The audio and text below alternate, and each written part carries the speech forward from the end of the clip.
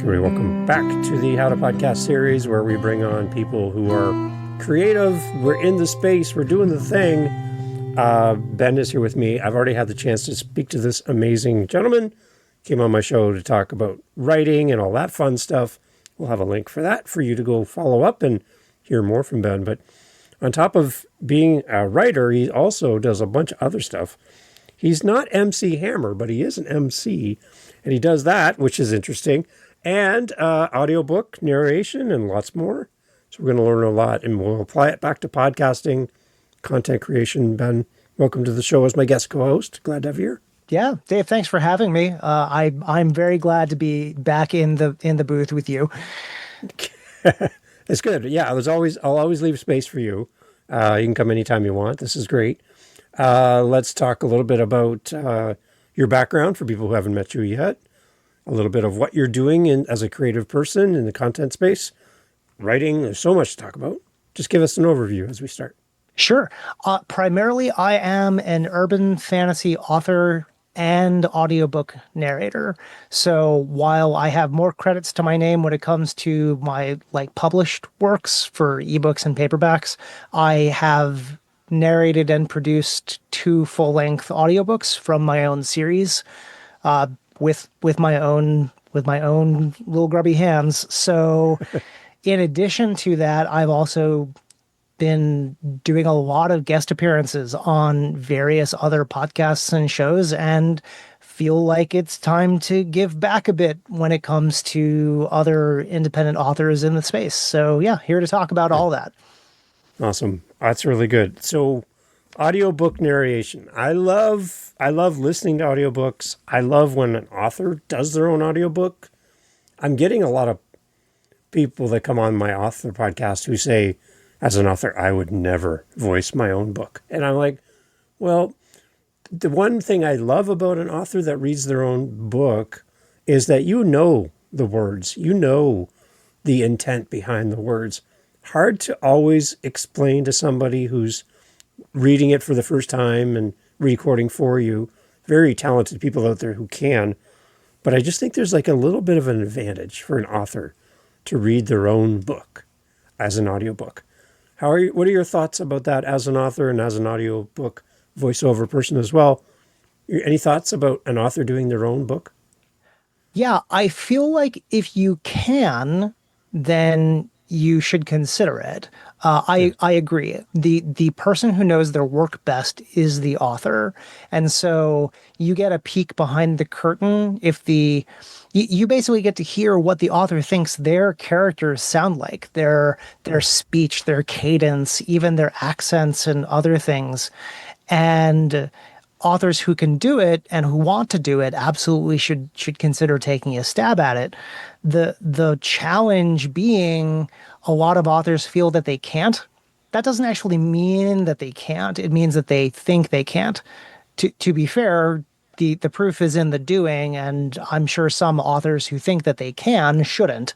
So okay. It goes both ways in that my opinion is very similar to yours. Authors who narrate their own audiobooks can absolutely be fantastic, and it can be better than any, more professional, by which I just really mean more credits to their name, performers.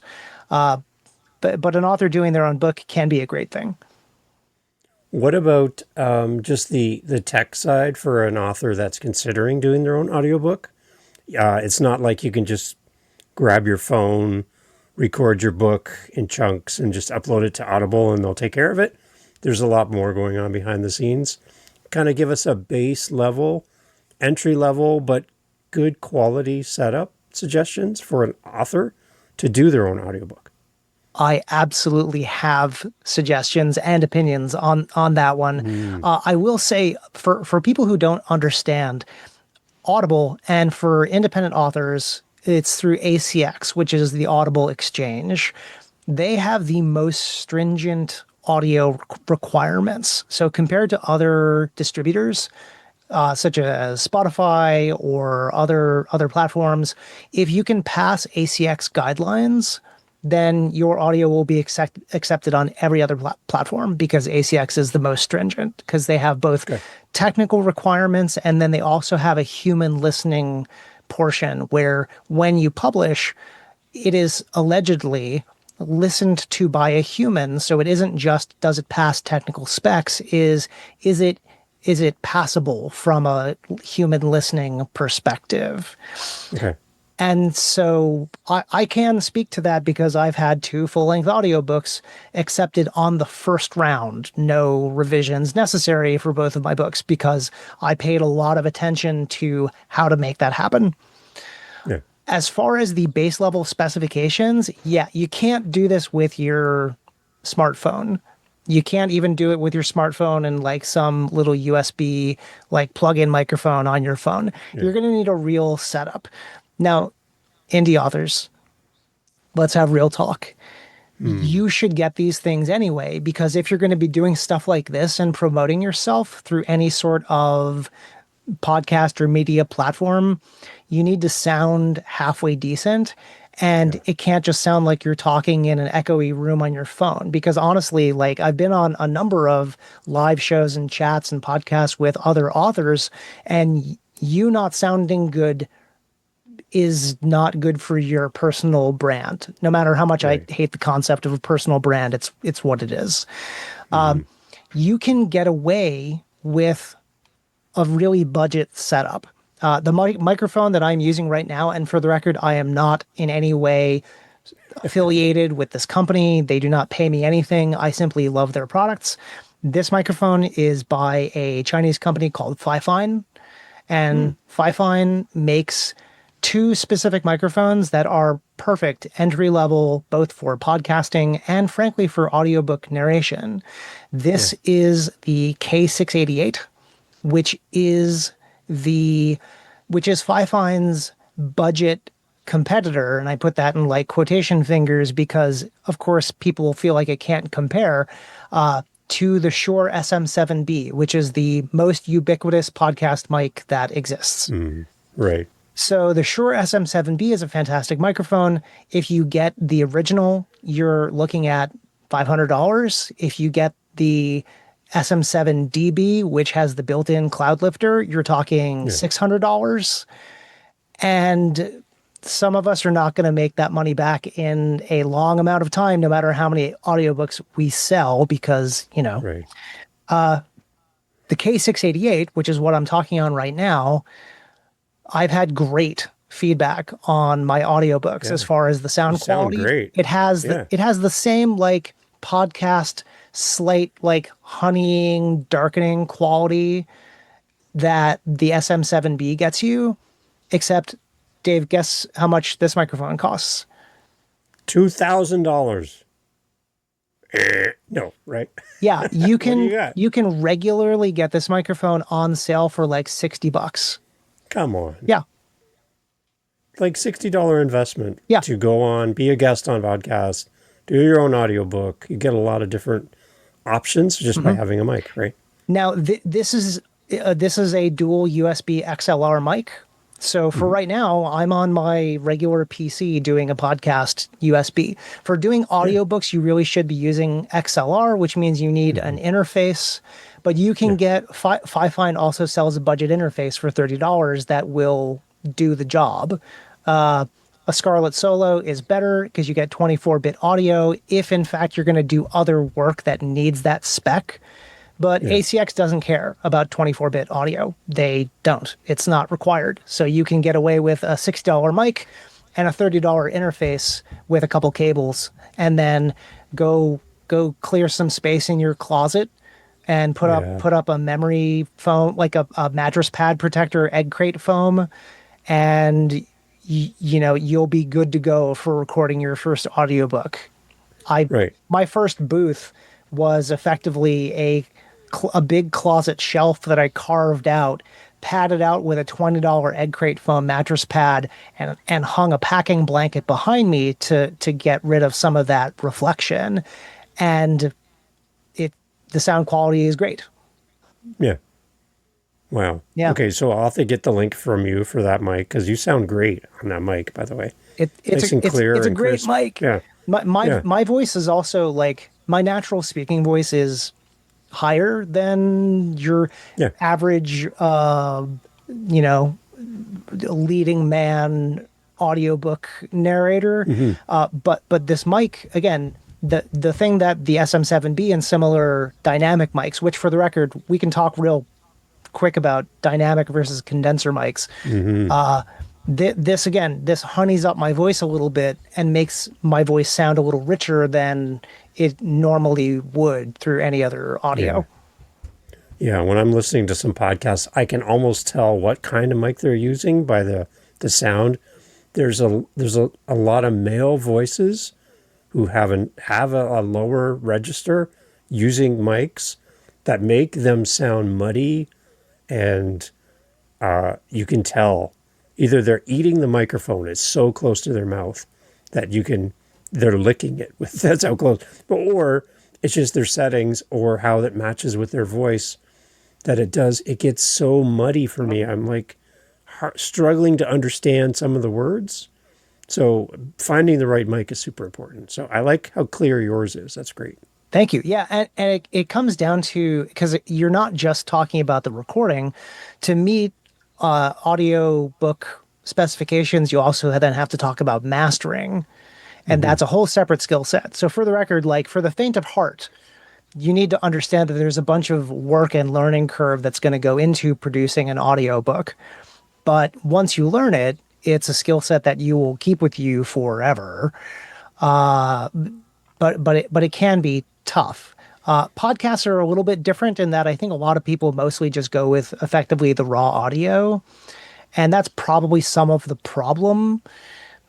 But that being said, you're going to have to learn audiobook mastering to do that. But there are plugins, there are scripts, there's other things that you can use that really help. Yeah. Yeah. Yeah. And yeah, that's a good point.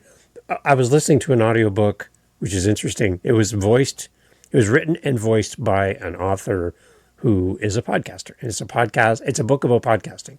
So I'm like, well, I'll listen to that. First 5 chapters, great, good information. She's really good on the mic. You can tell she's done this for a long time as a podcaster. And then the wheels fell off.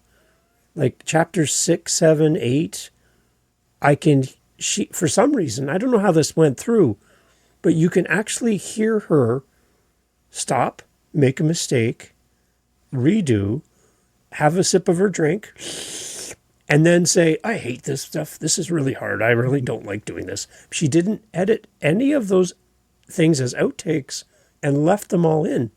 And I thought, okay, after the first or second, I'm like, well, this is just an oversight. But chapter after chapter after chapter, it just kept falling apart. And I sent her a message because I listened to her podcast. And I said, I don't know if you know, but your audiobook is, after chapter 5 or 6, it's falling apart. You might want to check. No response. Oh my God. I'm like, so is there a way for us to sneak our stuff by and get it in? Because it's on Audible still today. So here's one of the problems. I don't believe that so the human listening portion, I don't know that they listen to the whole thing. I feel like they listen to samples. Yeah. Spot check. And so stuff like that happens all the time. You can, my second audiobook, I managed to upload a chapter that cut something, like I had accidentally, and this is where you're like, once you start working with a digital audio workstation or a DAW, which again, authors, you'll have to learn what that is and hit me up. I'll talk about it. I did something in my DAW where I think I accidentally ripple edited something, and so like it cut a piece. And so I had an early listener be like, "Hey, everything's good except this one piece of chapter 8 or whatever." And so I went back and I checked and I fixed it. So stuff can sneak through. That the kind of stuff you're talking about absolutely can make it through your final cut. Now, the one you're talking about sounds pretty egregious in that I feel like your final listen through, even if you're doing it at like 2x speed, you should have caught that. Yeah. So I feel like that's either someone uploaded the wrong files or Maybe, just maybe. didn't care. But I would like to give them the benefit of the doubt that they Yeah. just, they didn't upload track 3 final no really final dot, Yeah. dot MP3. Yeah. Yeah. Yeah. Yeah. And yeah, let's go back again. You talk about as a guest having the right equipment to be a guest on the show. I would say for some of my podcasts, because I have multiple, 70, 80% of my guests come on with a laptop mic built in, no microphone, no headphones. And it picks up the entirety of the room Hmm. where they are. And their rooms aren't treated. A lot of my guests are first time guests. They do maybe 1 or 2 interviews a year. They don't see the return on investment on buying equipment. But if you, as the host, don't know how to fix that or make it sound better, there are some tools, but the best results happen at the time of recording. Hmm. So my encouragement for you as a guest, if you're considering going on a show, an investment like Ben's talking about, this kind of mic, is really all you need to get started, and it'll make you sound better. I do pre-chats with all my guests, and I told one of my guests, your setup is not going to translate well, just so you know. And they're like, I always use this. Everybody says I sound great. I'm like, well, everyone's lying to you because, it's just not going to work. I'm happy to do the episode anyway. I'll put it through and I'll do my best to fix it. Hmm. When it went live, an email comes back. They're like, why does it sound so bad? I'm like, because, like we talked about, there's a lot of little things you can do to make it sound better, but because you, at this point, can't do that, that's the result, the best I can do with what I have, right? So my encouragement for everyone that wants to be a guest, show up with your mics. Don't record from the front seat of your car on your iPhone, because it's going to be really hard to make that sound great. Also, just consider the background noise and what's going on behind you. All these little things can really add up. I have one author came on, and middle of the interview, all of a sudden on camera, his pet pigeon, which I never really considered having a pet pigeon, just started poking his face into the camera and tapping on the. All I could see was a beak and 2 eyes hitting the camera with its beak, and him trying to get it off the camera. That's stuff that's just really hard to edit out of the conversation. So little things like that. As a guest, just be considerate and do your best to be in a nice quiet space. And if you can do a mic, which we both agree on, it's a good choice. Grab a mic, invest it. If after you're done your interviews, you're done with it, go donate it to your local high school and let them have it. Like, there's something you can do with it. It's a good investment, though. So in the age of social media, and especially for independent authors, and like I know, sure you talk to both traditionally published and self-published authors, but even for traditionally published authors, so much of the marketing is on them, on us. Like Right. self-published authors, we're our own marketers. But unless you are a best-selling author for a big 5 publisher, Yeah. you're mid-list or lower, and you're going to be accountable for building your own platform, which that's, for the record, that isn't me saying that expecting authors to have a social media platform is good, but it's the world that we live in right now. And so this whole, oh, we're only doing 1 or 2 interviews a year, like, do more interviews. There Do you more go. interviews, make the Yeah. investment worth it. But again, it isn't that big of an investment. This microphone, this K688 that normally is $50, I got for $30 on Facebook Marketplace because some local guy was selling it used. This isn't my Yeah. booth microphone. I have another in my booth, but I liked it Yeah. enough that I got a second. So like you can go cheaper than Yeah. the and like these are the best $20 studio headphones you're ever gonna buy. Yeah. I'll send you the link for my basic setup, Yeah. Yeah. but like it's a no brainer. I'm talking directly to the audience. You have Right. paid more for less, you Right. know? And so like it's worth your time. But just a quick tech moment. Every crappy mic that you use and every piece of technology that you have is a condenser microphone. It is meant to pick up all sound from all angles to one degree Right. or another. It Yeah. is not great at things like off axis rejection, which is when I am not talking into the microphone, it picks up less of my voice. And Yeah. so condensers don't do that. Condensers pick up everything. So when you think you sound good on your phone, you don't. And when you think that the room that you're in is quiet enough, it Yeah. isn't. And Yeah. so the difference between a cheap dynamic mic and the most expensive condenser mic for stuff like this, for Yeah. casual conversations, Yeah. dynamic mic every day, all day, Yeah. every day. Right. Because a condenser mic means I have to care about how loud my cat is in the hallway, and this Right. one I don't. And so Yeah. like people put too much stock in the everyone says that, like, and for the record, like, I'm not going to name the guy because I don't want him coming after me, but there was this audiobook coach, like an audio of a voiceover narration coach. He's like a Yeah. trying to build his brand on TikTok as a VO coach. Like, and he basically said, like, absolute bare minimum, you need a Rode NT1, which Mm. is a very standard, relatively affordable, well respected condenser mic. Yeah. You don't. You Yeah. don't. You Yeah. just You don't. don't. Yeah.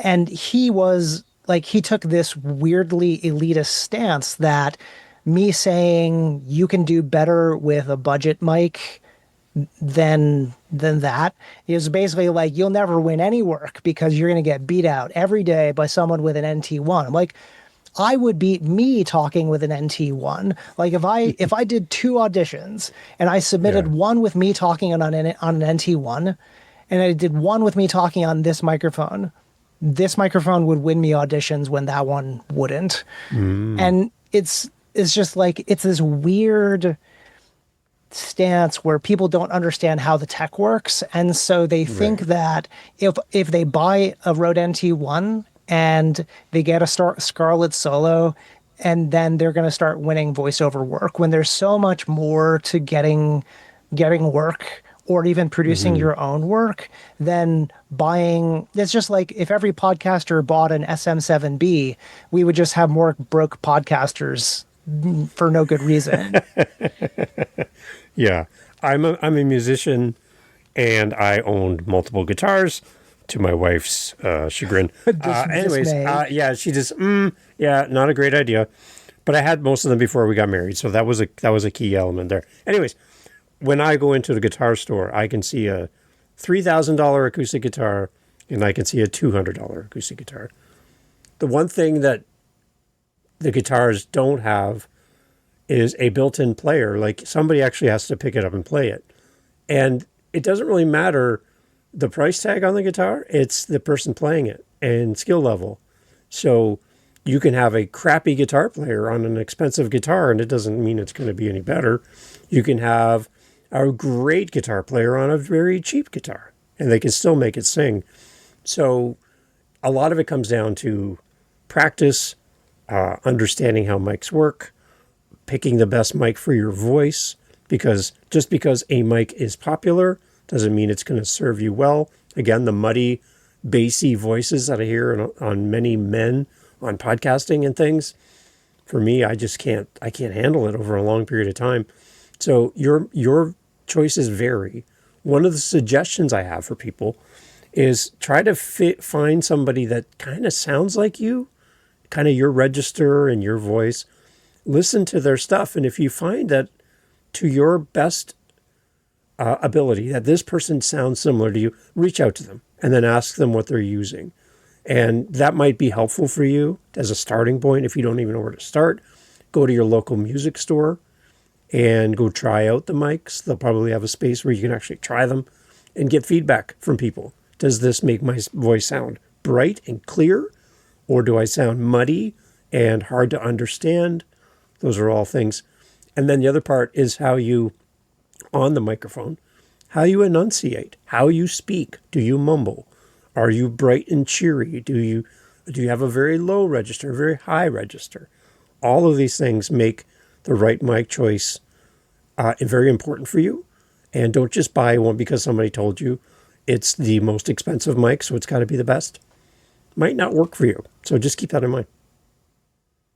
And you can always upgrade. Like, Right. start cheap, because if you don't know if this is for you, you're going to be selling that really expensive microphone when you decide that it's not. So like, there is such a thing as get in at the floor that you are comfortable with. Right. I will name one VO, like a relatively prolific voiceover artist who is a big fan of these microphones. And I had mine before I found this guy who was talking about them, but his name's Dave Soltura. He's a voice actor. He does a lot of work in kids media. And he loves these microphones. And he will talk them up as far as, again, it's about what it does for your voice. Right. And you're absolutely right. Like, to say, make sure your voice sounds good with the microphone. Like, my first audiobook was not with this mic. My first audiobook was recorded with a Audio-Technica, I think 4010. It's effectively Audio-Technica's SM58, which is like the bog standard. You're going to, if you see a mic that someone's singing into that live, it's probably an SM58. And it was the equivalent of that, which, again, dynamic mic, reasonable range. It's a mic I already owned because I did /do MC work for a performance group. And my voice was tinny. My voice was tinny. Like, I still had to, even after like mastering it, to the best of my ability at the time, the mic didn't do me any favors. Right. And I ended up remastering it with a reasonably cheap like plugin that did the things that this mic now does to my voice without any processing. Yeah. So yeah, you could have a very good microphone and just have it not sound good for you. Right. Yeah. And then you also need to understand how the mic works. One of the things I suggest to some people is think of your microphone, again, depending on the mic you have, think of it like a flashlight and try not to shine the light in your eyes when you're speaking into it, and have something that kind of blocks all those plosives, which are the P's and the B's, because those will hit the mic and they're not a pleasing thing for your audience to hear. That burst of air that comes out of your mouth. So I tell people to say peanut butter and put your hand in front of your mouth. That feeling of air hitting the mic directly, not good. So anything you can do to disperse it is a good thing. We both have something to kind of block that for us on our mics. And then just for me, having an off axis we talk about and talking past it instead of directly into it. Some mics work better that way. Some mics are designed otherwise, but you got to play with it. I heard one podcaster say what he does is he'll turn on his recording software, set up his mic one way, and then talk through how his mic is set up. Change the mic in a different way, and then talk about it. My hands are this far away, and my arms are this far away. I'm now pointing it to the right, to the left, whatever. And he'll talk his way through it and then listen back. And what he's hearing is him instructing himself on what sounds the best. And he's telling himself how to set up the mic for future reference. Find that sweet spot. And if you can have a dedicated space for recording, great. Because you don't have small children coming in and pushing buttons. You don't have to pack everything up, put it in boxes, and unpack it every time. It's nice to have a set area. If you have that space, great. But at least you know this is the general setup that works best for my voice. So I don't have to recreate it in episode to episode and recording to recording. There's a similarity to what your sound sounds like over a long period of time, because you set up generally the same way each time, right? Any other tips around that that'd be helpful, you think? Yeah. So number one, totally agree. Consistency is key. especially in an episode. But one thing that people don't think about for audiobooks is I'm going to need to do some retakes at some point. And if Right. I don't sound exactly the same, Hmm. like no amount of mastering is going to fix my Yeah. retake if I screw it up. And like Yeah. I'm actually listening to an audiobook right now, and I think it's funny that we both can go back. I'm an avid audiobook listener also. Yeah. Recording my own audiobooks has only given me more opinions about them, sadly. But I'm listening to an audiobook right now, and it's terrible. It's not like I want to give the book a chance, but the recording is inconsistent. They didn't do enough mastering to remove the kind of plosives and specifically Hmm. S's that you were like Yeah. de-essing is a big thing to like be Yeah. concerned about. And and then I can tell where they do retakes because it Yeah. sounds different. Right. So like my setup is I do like basically it was described to me through at least one or two tutorials. So like we know Shaka, like hang Yeah. 10. Yeah. Yeah. So the distance to be away from your microphone is one Shaka. So Okay. That's a good the point. way I that like I that. do it, so you stick your thumb on your chin and you put your pinky up to the microphone, and when if you touch the pop filter, that's your distance. And then Yeah. I tend to do off axis by like 30 degrees, not a full Yeah. 45, Hmm. because I find, and especially like dynamic mics don't work as well off axis as condenser mics. And this is something Right. where I keep getting, I'll watch audiobook narrators who are recording their stuff live on TikTok, and their condenser mic is up here somewhere Yeah. Way above their head. and like pointed away from them. And I'm like, your mic is too sensitive. Like, what is happening that you are getting good Yeah. audio quality like 3 feet away, pointed in the wrong direction? Like, I feel like that's Yeah. somehow not right, but like, I get it, whatever, it works for them. But like, I can't take my dynamic mic and put it too off axis because then I'm losing some of that dynamic range that I get that the mic does from my voice, and I lose some of that. Yeah. So yeah, like Okay. Yeah. one shaka away and a little bit off axis, and Perfect. you get repeatability. That's good. Yeah, that's really good. I like that's a great visual and a great thing we can all do. Simple. That hang loose. Yep. There you go. That's good. That's smart. That's really good. Okay, so there's one thing about tech and having the right tech, and we'll have links to all the stuff we've been talking about in the notes, so you can go check out what Ben's using because it sounds amazing. There's another part to audiobook narration, content creation, podcasting, and that's putting on a show. And not just reading, but how you use your voice and inflection and cadence and kind of a gallop to your voice. All of these things, these are all tools. The microphone is just going to amplify what you do, what's coming out of your mouth. So the most important part in this too then would be how you show up on the mic.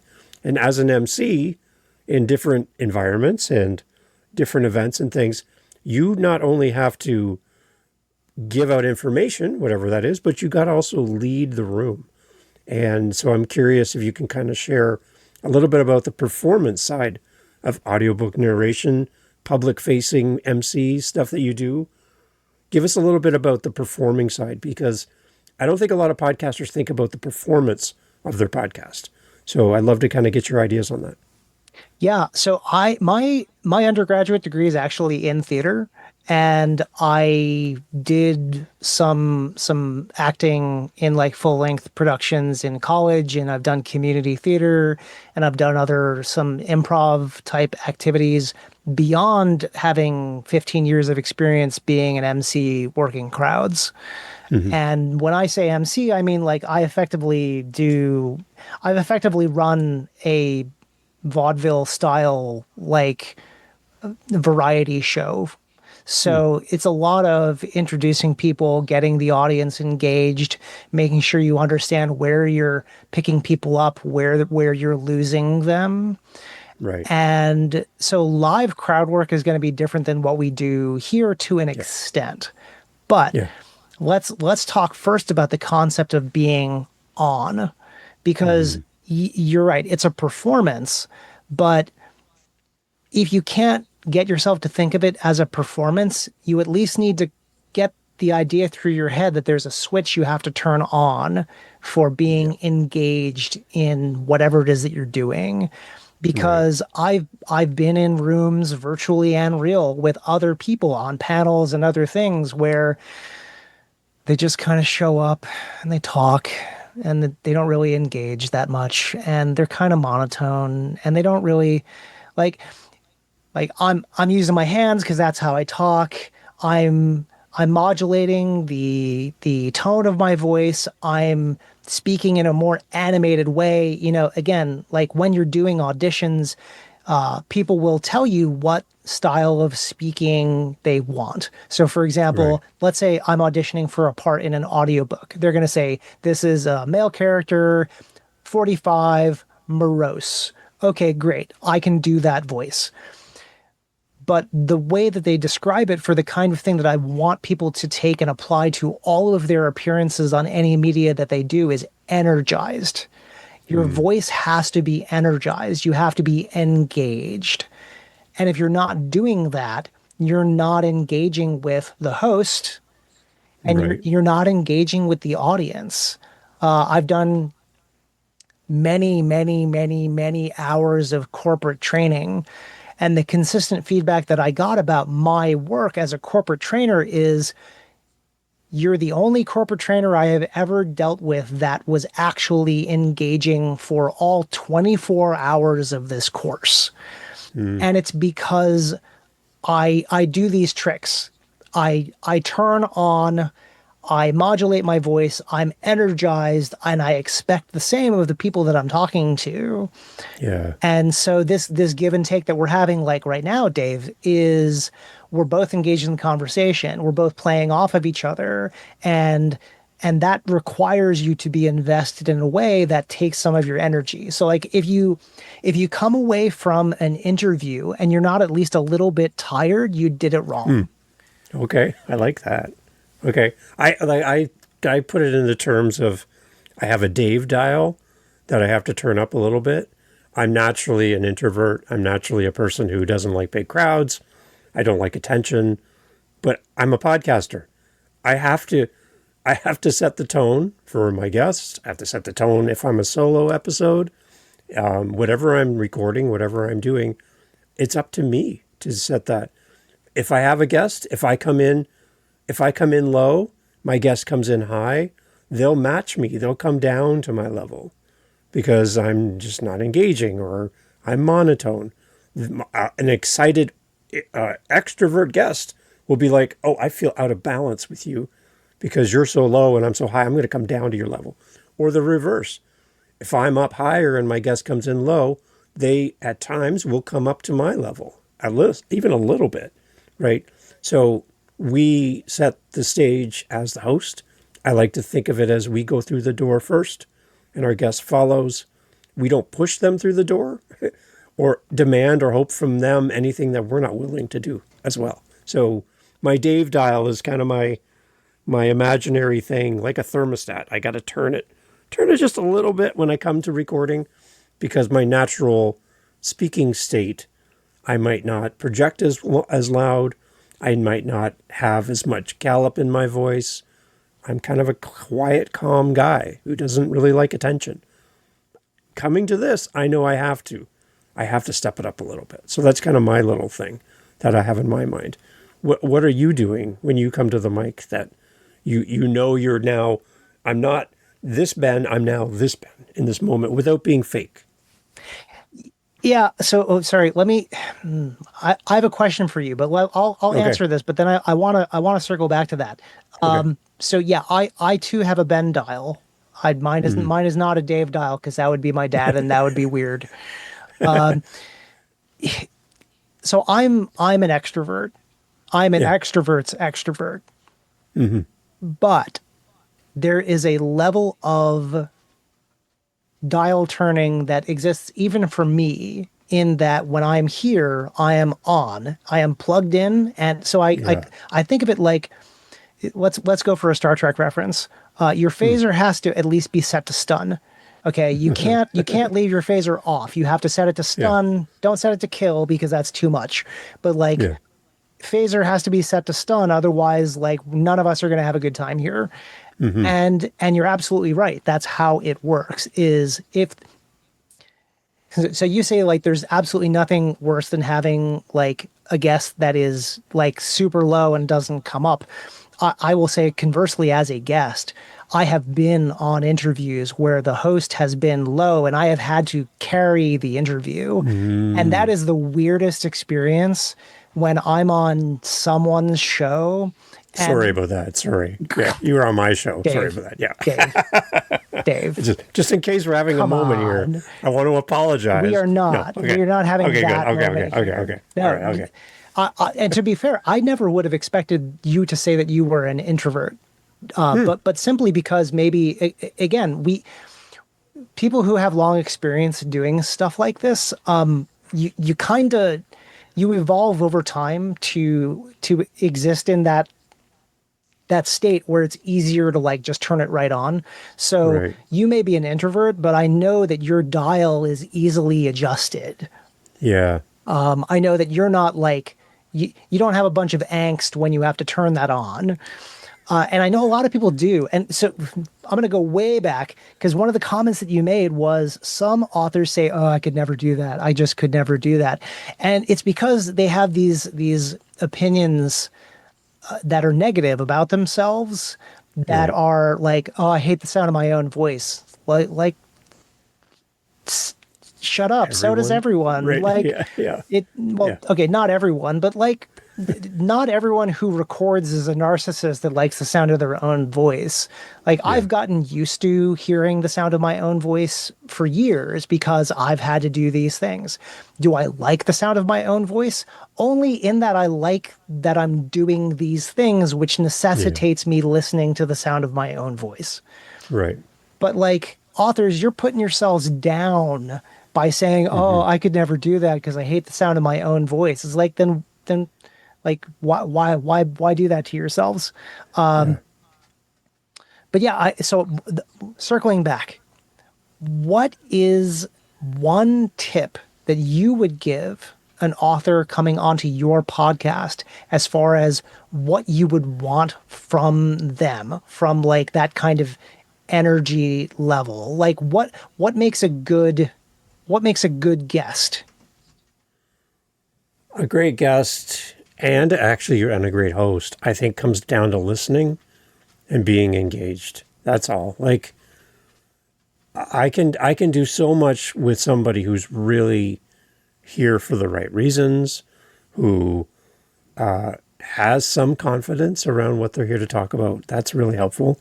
When I have somebody come through the door who's here because they were asked to be here and they don't see value in the conversation, very hard to make it dynamic, make it engaging. And the one other thing I would say is I always try to encourage my guests to remember there's someone else they don't see who's going to listen later, and I want to connect with that person. It's really hard to do when you can't see them, but there's somebody listening to this later, and I want them to connect with Ben. I want them to be like, oh my gosh, this guy sounds amazing. I love what he does. And I want that feeling to translate through the microphone into their ears, right? So that's some of the main things that I focus in on. So you want your guests to remember, and other hosts, you want everyone to remember that there is in fact an audience that is supposedly listening to this. Mm-hmm. Right. And I totally agree. That's the thing is like that's why we say that this is a performance.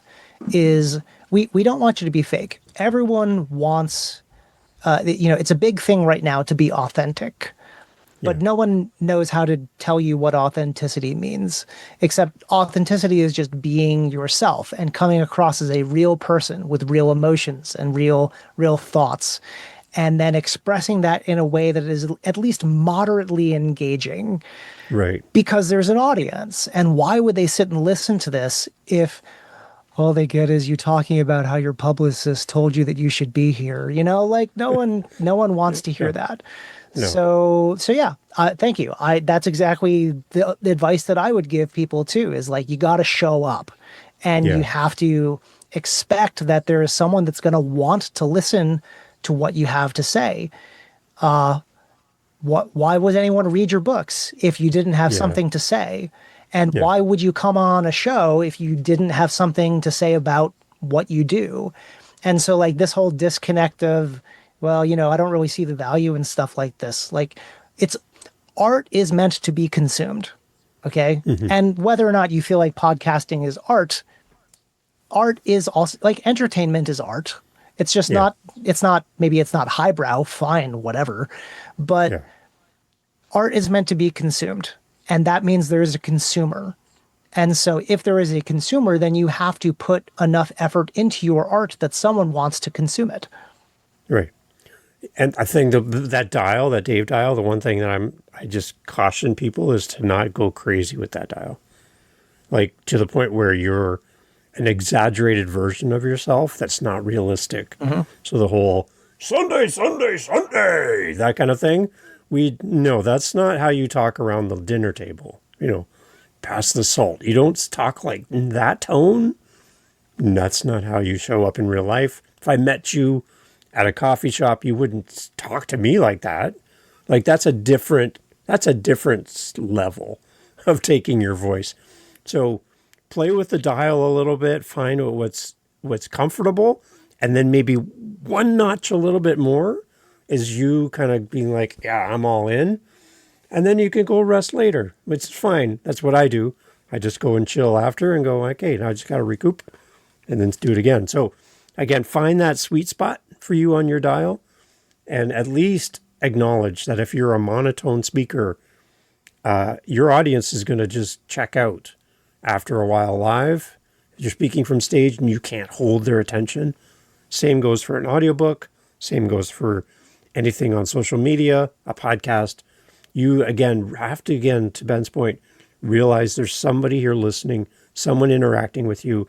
They are distracted by what's around them, and you have to cut through the distractions to get their attention and hold it. And the longer you can hold their attention, the more they're going to get from your message. So just understand that you're competing with everything around your listener at the same time, and you got to cut through. So, yeah. Any kind of tips from a stage in person that translates to a recording when you're all by yourself? What kind of things can you bring from that toolkit into what you do, Ben? No, it's the same toolkit. Like that's Same toolkit. It is. It's and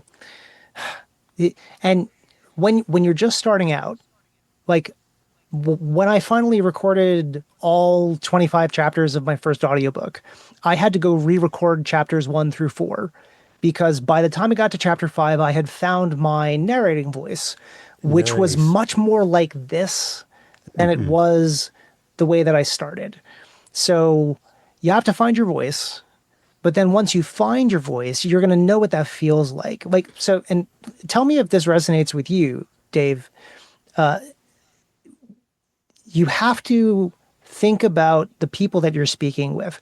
And you have to, like, the way that we engage with strangers and the way that we engage with colleagues or friends is different. Right. And we are much more tentative with strangers. And we are much more engaged and confident with colleagues and friends. And so, like, Dave, we're friends now. But Yay. but nonetheless, when I showed up, we weren't friends yet. But I'm going to talk Yeah. to you as if we are friends because that's like kind of a mental trick that you can use. It's how do I talk to my friends? That's how, like, I'm going to be a little animated. I'm going to be a little bit more engaged. I'm going to put more into this because this is someone that my brain is comfortable with, that is, I'm investing my time and energy into. So treat the people that you're talking with like we're friends, because that's how you're going to unlock that magic of like, oh, we're just riffing on this conversation like real people talking in a real situation, cutting through the fact that we haven't known each other for 5 years, But I know. but that's how it is. Like we love watching interviews where where a good interviewer and a good interviewee are Yeah. just riffing off this conversation like they've been friends forever. And it's great because it's this familiarity that is hard to capture if you don't know how to do it or if you're just not used to it. Right. And in the booth, it's the same thing. Like I have to read the words as if so. Okay, it's not different, but the trick for audiobook narration is you have to remember that it's a performance. And I don't mean like don't put your whole community theater into it. There is such a thing as Yeah. overacting on Right. audiobooks, but there's a difference that we read things aloud differently whether we are Yeah. reading them to someone else. And so like if you got kids and Yeah. you've read them books, you're going to read a book to a child differently than if you were like reading it aloud just into the ether. Yeah. And so, it, before you understand what narrating is, you're going to say he walked down the flight of stairs and he opened the door. Yeah. Yeah. You know? Exactly. Yeah. But if you're narrating, you're telling a story. It's he walked down the flight of stairs and he opened the door. Because something's beyond that door. What's next? It's there's you're building anticipation, you're building emotion into it. The worst thing that you can do as a narrator is drop the line. And I hear this all the time. And it's like in this bad audiobook that I'm listening to, it's not only do they drop the line, they put in pauses where they don't exist. So literally it'll be like she walked down the street. It's like what just happened? Where did that pause come from? I was Yeah. waiting Yeah. for something other than the last two words in that sentence. So Yeah. like narrating is building the right experience for the people who are listening. So if it's a suspenseful line, read it so we understand that that's what's happening. And you have to kind of do that more intentionally than when we're just talking and we're kind of going off the cuff. But if you're narrating, you have to make sure that you're applying that to what you're doing. Yeah. And if you want to slam the brakes on an interview, do this. Okay, question number 3. Oh my God. Right? Like, wait, what? That's happened to me. Or don't acknowledge your guest at all, and they just said something earth-shattering, and you just, I didn't even acknowledge it. I'm going to move on because I have a list. Got to get through the list here because, I have a list. So I'm going to just follow my script of questions, not even acknowledge you as if you're even here, and just get through the list because that's the most important thing. I love when a host and an interview have chemistry. It's the morning show on a new radio station, and you have two people who have never met who now have to do a 2-hour radio show together. They have no idea who each other is. And in those first months or two, they have to build a level of chemistry, inside jokes, getting to know each other and characteristics and feeding off each other. You listen to somebody who's been doing a morning show together for years and years and years. They can finish each other's sentences. It's a relationship. It's like a marriage, right? And I love a great interview when the host and the guest have chemistry. I just think that's great. Me too. Yeah, and I've been on the receiving end of question number 3. Like I just did an interview. Can I like mention another podcast on this podcast? So Daniel Kulbaugh, who is an author himself, does the Fantasy and Sci-Fi Fanatics podcast. Great guy. Great guy. I've been on his show now twice. And we had a moment where we were talking about the 4th book in my series. I'm just finishing it now. It's about it. I write urban fantasy, but it focuses on death, like personified as a deity. But the reason why I'm diving into this is I have a deep-seated fear of death. And it's a way that I'm like kind of I get to process some of my feelings about this through writing a book. And I drop this in the interview that we're doing, and like, by the way, let's have a real moment. I have a deep-seated fear of death. And then if Daniel had just said, all right, question number 4, like, you're right. Like, if someone lines up a shot for you, Right. take it.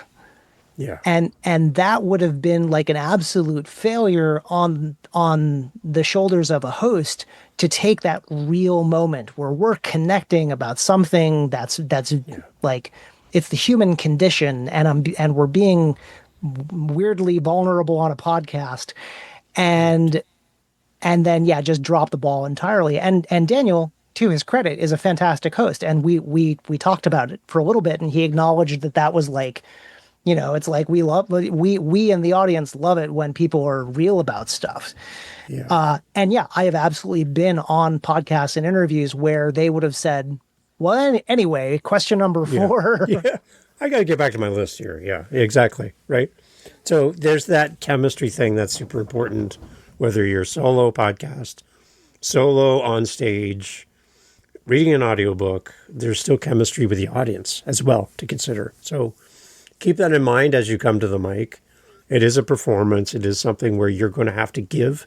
You're going to be, to Ben's point, tired at the end of this. And that's the sign that you put your heart into it and you're connecting. I think that's really, really important. But what else are we missing before we head out the door? Because I want you to come back and just keep talking, because we have chemistry now. So having you back would be amazing. So just keep that in mind. But as we kind of wrap up, and what are some takeaways for the listener, no matter what you're doing on the mic, to kind of capture the conversation today? What are some action steps? What do you got?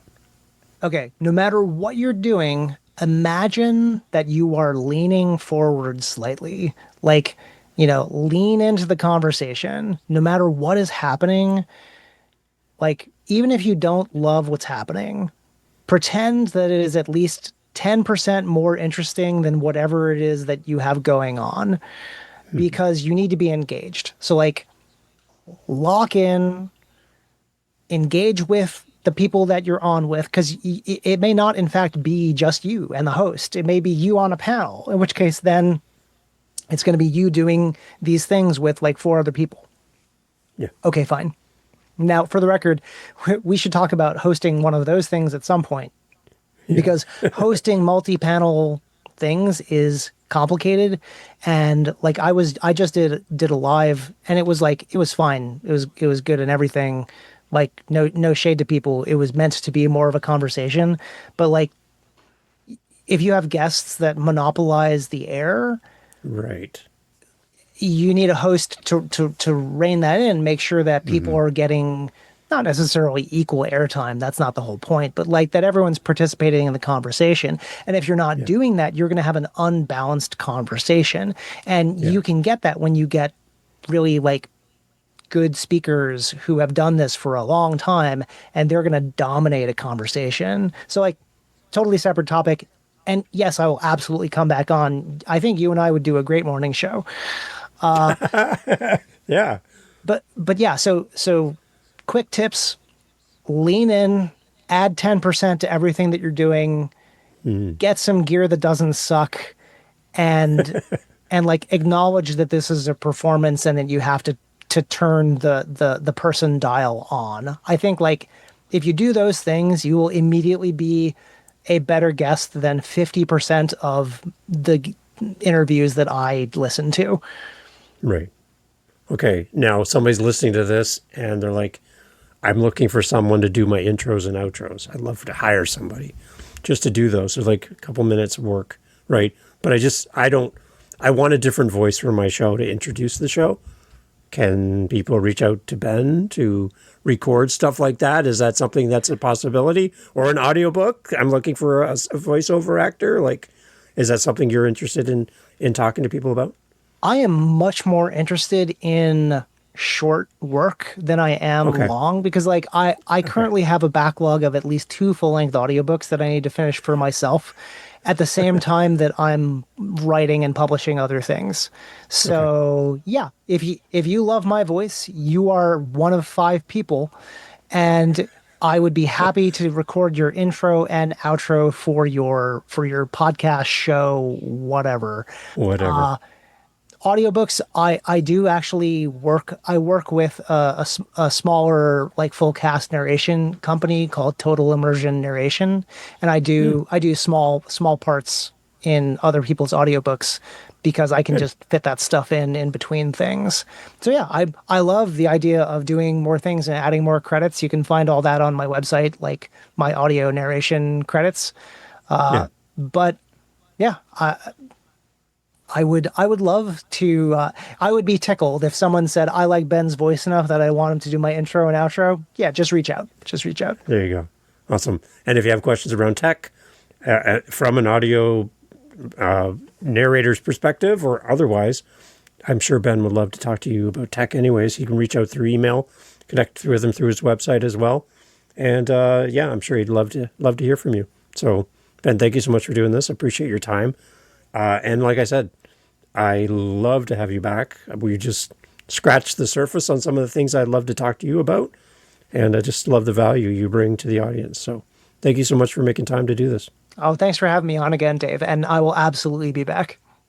All right, everyone, all information, as always, you know what we do in the show notes. Go check out Ben and all the great stuff that he's doing. And we'll continue to do Ben again. Thanks so much. Hey, thanks for being here. Thank you for listening to the end of the podcast. You're here with me. I'm so grateful. I want to put something in front of you. For the person that's listened this far, you're my new best friend. So what I'm trying to do every month is I have a goal, and you can help me with this goal. Very simple. What I'm trying to do is have 5 conversations this month with listeners of the How to Podcast series. You don't have to have a podcast to respond. This can be the first time ever that we're going to have a conversation, but I'm looking to talk to 5 people. Now, you're still here, so you're one of the people that I would love to talk to next. So on my howtopodcast.ca website is a calendar, and I'd love to have you respond on howtopodcast.ca. Just click the calendar link, set up time in my calendar, and in the comments section for the meeting, just put something like listener. That's it.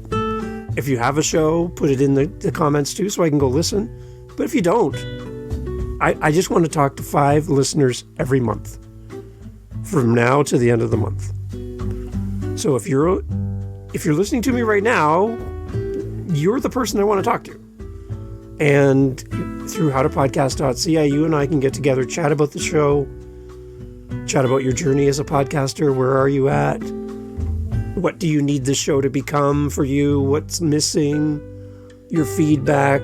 I just want to meet you. And as podcasters, I would encourage you to do something similar to this in your podcast so that you can meet and interact with your audience. So, howtopodcast.ca, I'm looking to talk to 5 people every month, and I would love for you to be one of them. Reach out. It's free. I'm not selling you anything. I just want to talk to you at howtopodcast.ca. Let's get in the calendar and chat. Thanks for listening.